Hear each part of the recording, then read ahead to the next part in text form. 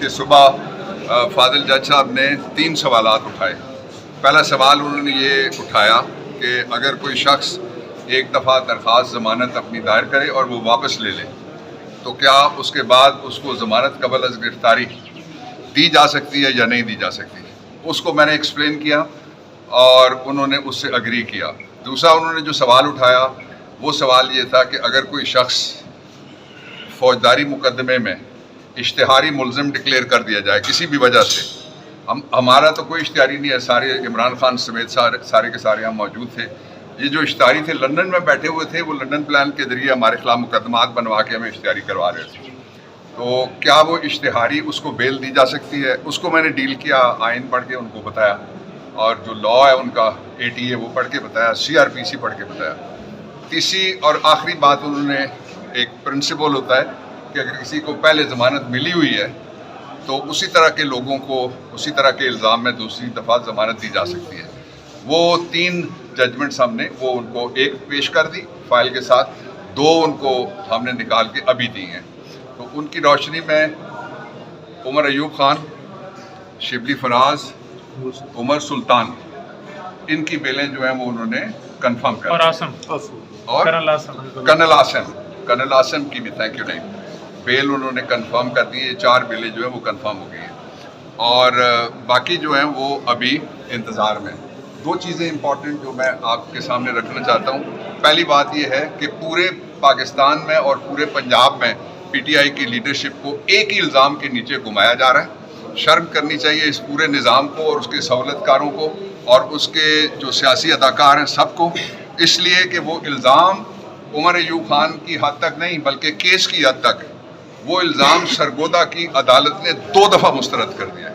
الزام یہ ہے کہ شادمان پولیس اسٹیشن کے 3 اہلکار تھے جو سازش سن رہے تھے.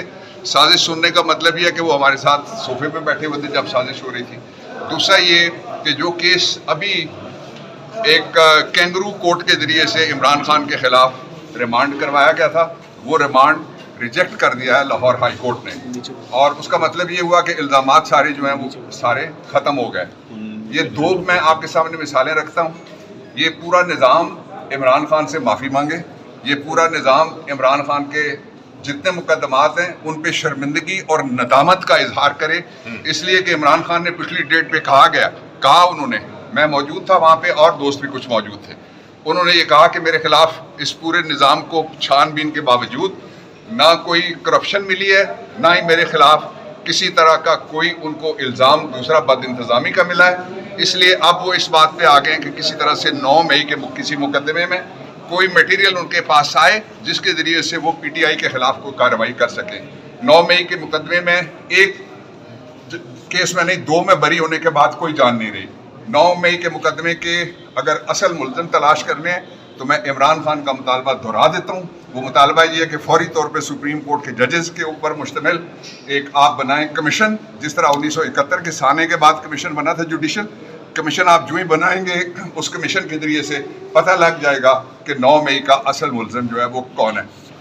عمر شبلی فراز صاحب. جی دیکھیں، بنیادی طور پہ یہ جو کیسز جس کے لیے ہم آج آئے ہیں اپنی ضمانت کنفرم کرنے کے لیے، الحمدللہ بابر رحمان صاحب کی کوششوں سے اور ہمارے موقف کی سچائی نے اس کو ممکن بنایا کہ ہماری بیلز کنفرم ہو سکے. دیکھیں، اب یہ جتنے بھی کیسز ہیں چاہے وہ خان صاحب سے لے کر اور نیچے ورکرز تک، یہ سارے سیاسی بنیادوں پر ہیں. اس کی کوئی قانونی حیثیت نہیں ہے، اس کی کوئی مورل حیثیت نہیں ہے. یہ جو کٹپتلی اپاہج بیساکھیوں پہ چلنے والی حکومت، مائنورٹی حکومت جو کہ ہم پہ نافذ کر دی گئی ہے، ہم پہ مسلط کی گئی ہے، یہ کبھی 9 مئی کے پیچھے چھپ کے اپنی سیاست کرتے ہیں، دفعہ 144 کے پیچھے چھپ کے سیاست کرتے ہیں، MPOs کے پیچھے چھپ کے سیاست کرتے ہیں. ان کی کوئی سیاسی حیثیت ہے نہیں.